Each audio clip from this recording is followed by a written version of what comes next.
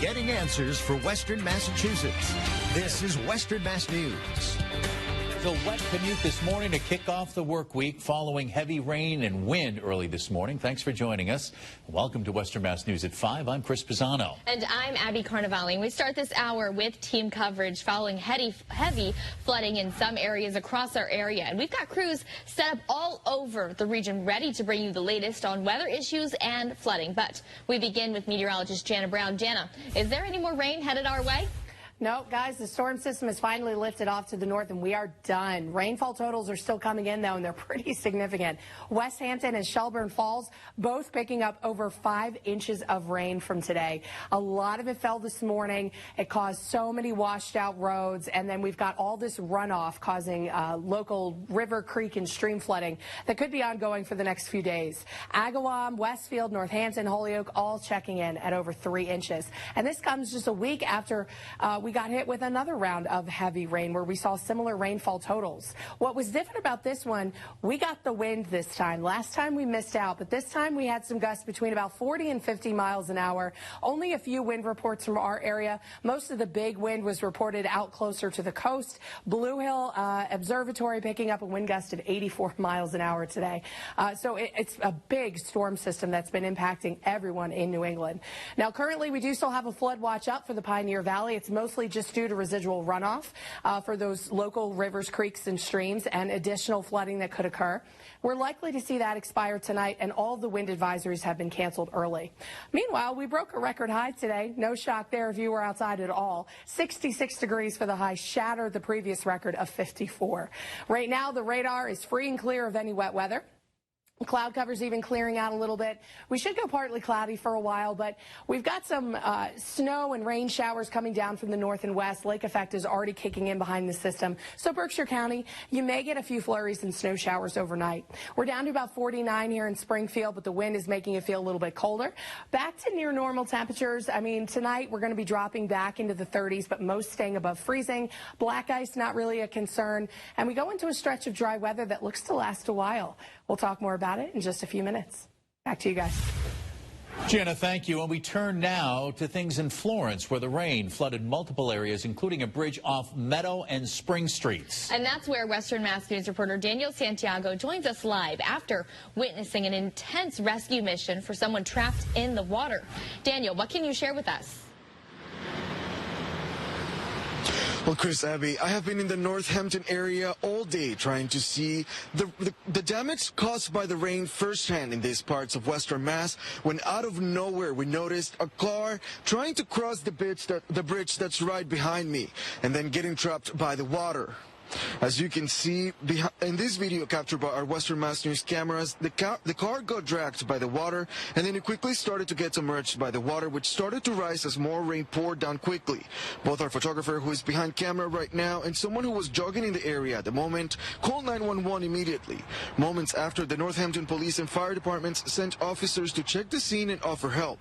Multiple officers and ambulances also responded to the scene, and even a boat arrived that allowed officers to perform the rescue. Off camera, Northampton Police told us that only one person was rescued from the car, and they say this was the second rescue on this bridge today. Hours earlier, they rescued someone who was trying to kayak down the river.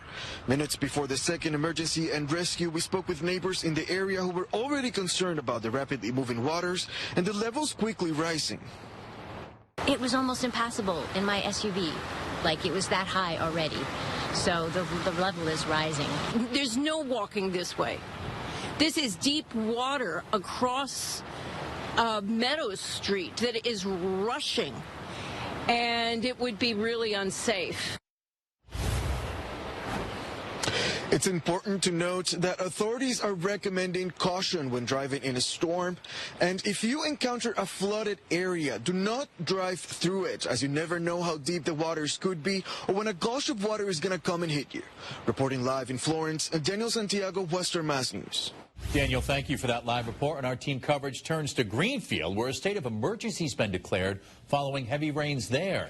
Western Mass News reporter Reagan Lokri joins us live from Greenfield with the latest. And Reagan, what can you tell us? Well, Chris and Abby, that state of emergency was declared here in Greenfield around 12:30 this afternoon due to severe rain causing major flooding in this area. Now, here's some video of major flooding here on Nash's Mill Road, which is still currently closed. Several other streets throughout town were also closed today as rising water made them impassable. The city's police department posted a video of the Green River shortly after 2 p.m. above flood stage. The water all the way up to the bridge on Coleraine Street. Western Mass News received a statement from the Greenfield mayor's office, which reads in part, quote, "The rains have caused rapidly rising water, specifically for the Green River and the Deerfield River. The city's emergency management team will continue to monitor the situation throughout the day and its impacts on Greenfield and neighboring communities. All departments and agencies are ordered to protect life, property, and public infrastructure during a state of emergency." Now, we will continue to bring you updates as they come into our newsroom. But for now, reporting live in Greenfield, Reagan Lokri for Western Mass News. Reagan, thank you for that live report. And our team coverage turns to developing news out of Westfield tonight, where Loomis Street Bridge is closed due to today's heavy rain that caused high floodwaters in that area. And Western Mass News reporter Glenn Kittle joins us live in Westfield. Glenn, what's the latest status with the bridge? Yeah, Chris, Abby, Westfield police closed the bridge earlier today. You probably can't see it behind me as we go into the nighttime hours, but there's still a small barrier behind me made up of cones and a line blocking off this side of the bridge as well as the other side of the bridge. And in the background here, we can hear that water still ripping down the Munn Creek. And the water on that bridge has receded a little bit, but that wasn't the case earlier today. This is video that we shot when our Western Mass News crews first arrived here.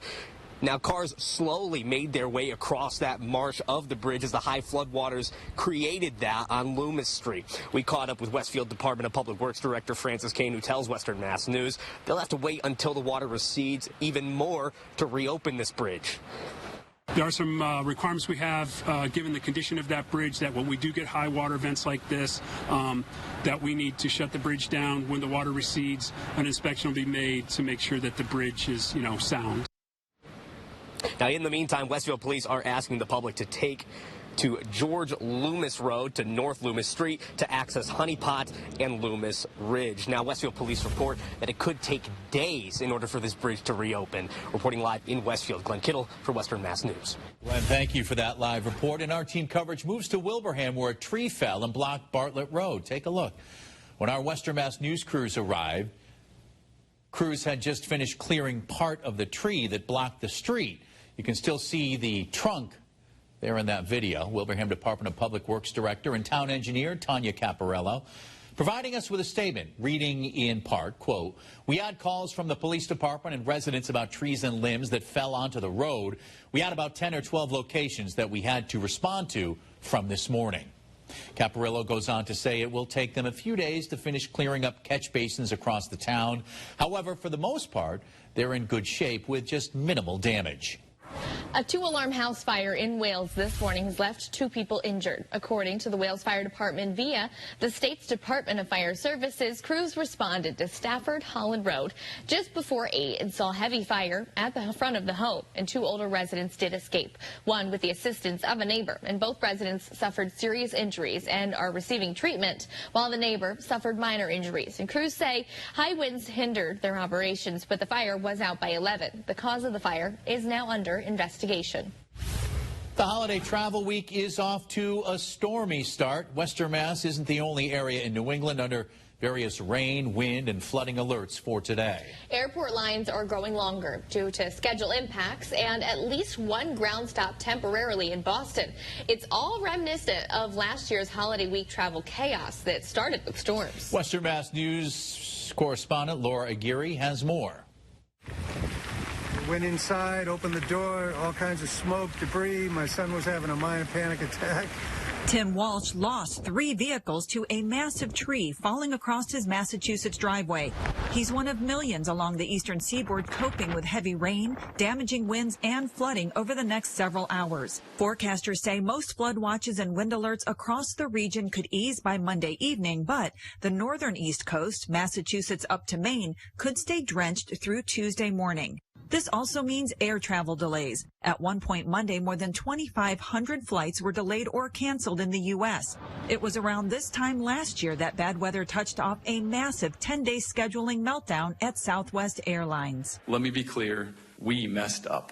That was the carrier's chief of operations in February, explaining to lawmakers why nearly 17,000 flights were canceled, stranding more than 2 million passengers around the holiday.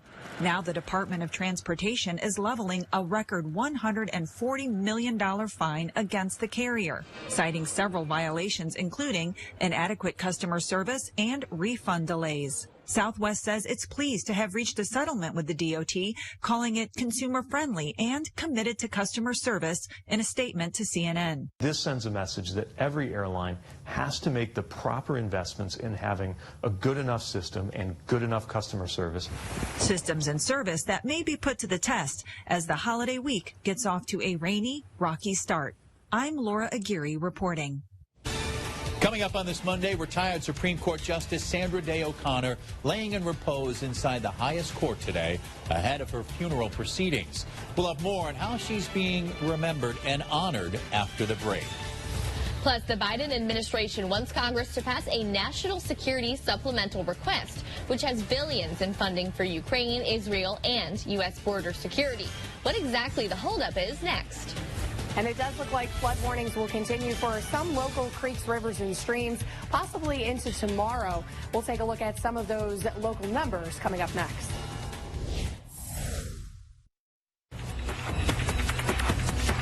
Well, our first alert weather day is coming to an end. Our storm system has taken off to the northeast, and we will continue to dry out through the rest of the night. But we do have a lot of runoff still ongoing.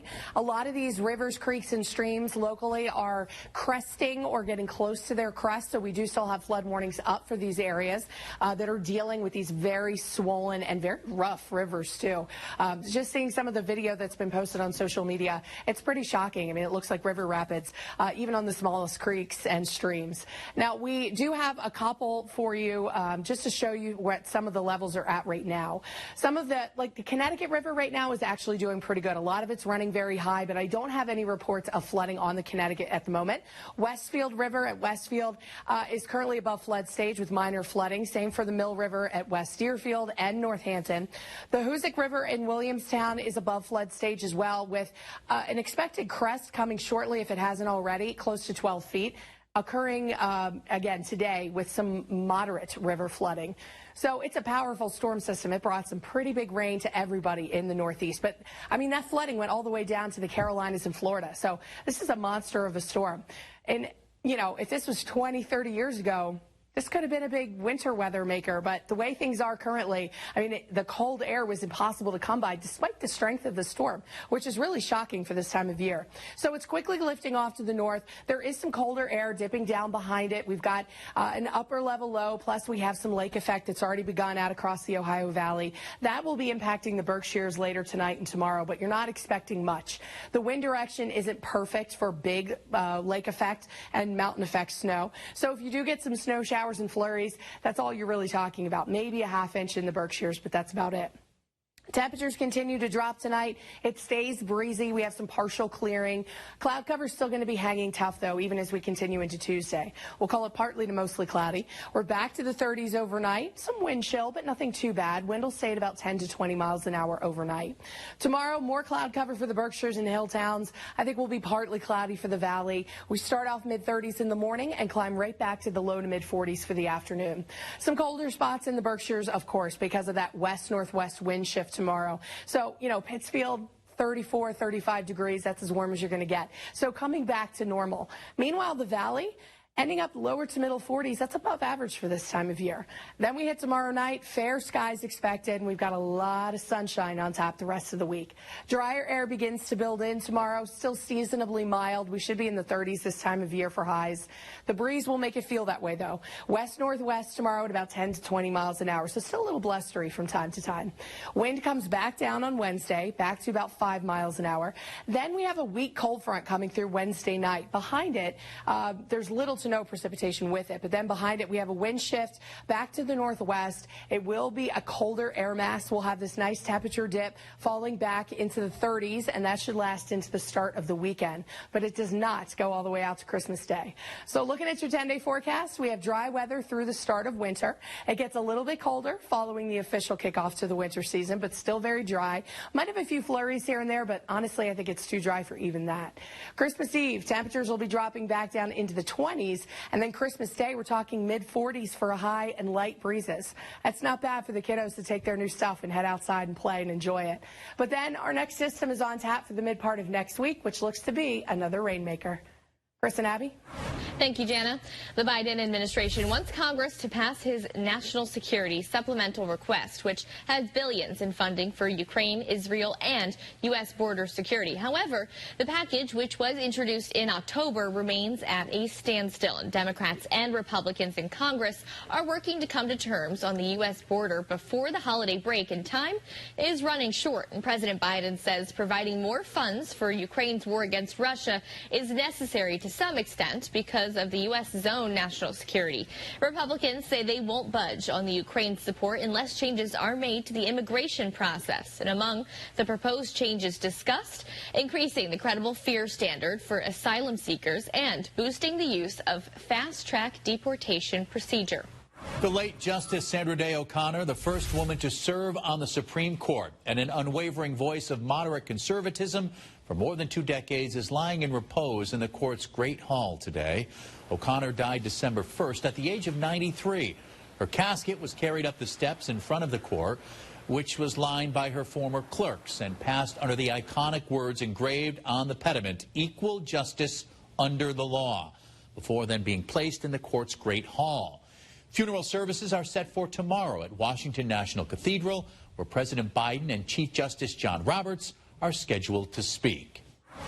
The Biden family attended church in Wilmington, Delaware today on the anniversary of the deaths of President Joe Biden's first wife and 1-year-old daughter. Nelia and Naomi Biden were killed in a car crash in 1972, just days before Biden was sworn into office as a senator.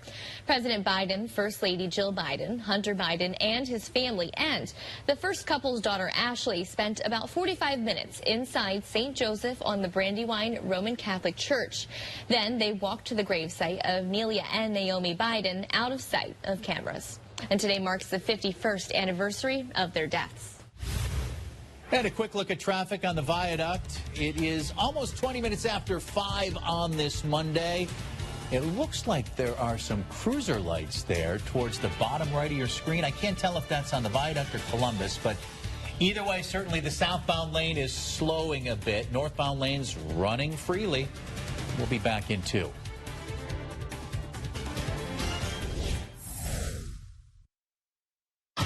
You're watching Western Mass News. One of America's most popular beer brands may have trouble reaching store shelves next year. About 5,000 Teamsters working at Anheuser-Busch voted to authorize a strike if a new contract can't be reached. The current work agreement expires at the end of February. Teamsters work at 12 breweries, and strike votes can be part of labor negotiations.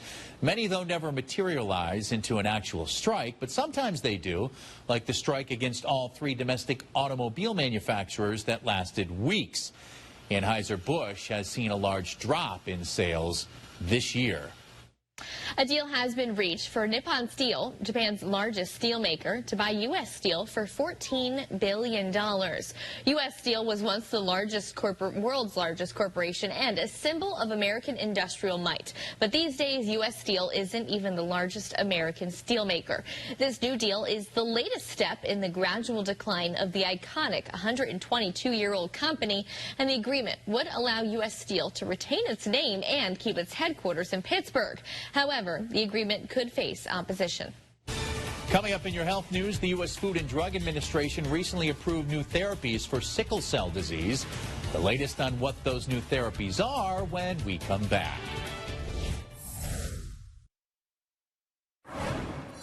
Could be a new era of treatments for genetic conditions. The FDA recently approved new therapies for sickle cell disease. And today, Western Mass News correspondent Mandy Gaither has more on the new treatments and what they could mean for the future of this disease. It's been a long time coming. Newly FDA-approved therapies for sickle cell disease are shining a light of hope on a long-neglected illness. This is a huge thing. Dr. Beth Stanger with Children's Healthcare of Atlanta treats pediatric patients with sickle cell disease. The illness is a group of inherited red blood cell disorders which causes the red blood cells to become hard and sticky and crescent in shape, which then blocks blood vessels, particularly very small blood vessels all through the body, leading to painful episodes and organ damage over the lifetime of an individual with sickle cell disease. Up until now, the only cure for the disease has been a bone marrow or stem cell transplant, but it can be risky and doesn't always work. The new therapies take away the need for a donor. Casgevy uses a technique to alter a patient's stem cells, while Lyfgenia is a cell-based gene therapy using a gene delivery vehicle for genetic modification. Both of the clinical trials that led to these two products' FDA approval showed dramatic decrease in the number of painful episodes that these patients are having. The new treatments won't make sickle cell go away. The hefty price tag and extensive hospital stay may not allow access to all. I think as with any kind of new and expensive thing in medicine, they do get cheaper and better over time. For Health Minute, I'm Mandy Gaither. Coming up on this Monday, many in our area are looking to stay safe and dry during this morning's heavy rain and winds, and our Matt Price will share what some had to say about it just ahead.